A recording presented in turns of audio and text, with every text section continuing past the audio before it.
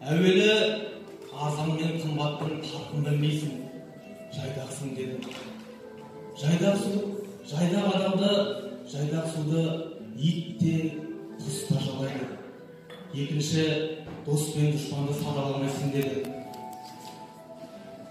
Ел басқаратын адам ондай болмайды. Үшінші, орысшылсың деді.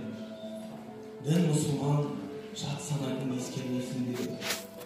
Мен осы айтқан үшеуіне де дау айтам, өзімдікін дұрыс деп айтам.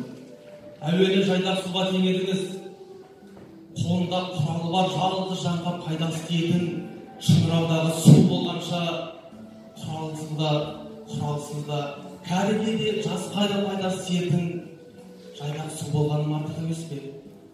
Екінші, ел басқаратындардың мінезін айттыңыз. Менің білуімше ертеректе біздің ел қой сияқты болған екен. Бірақ адам бір ғана қойшы шай десе жусатып, ай десе өргізетін болған.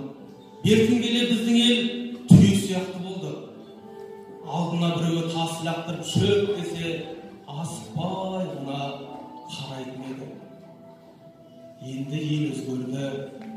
Бертін келе қазір біздің ел жылқы мінезді. Аяз. Үшінші орысты айттыңыз. Мен үшін де, ел үшін де, дүниенің асылы, өнер мен білім. Сол өнер орыста.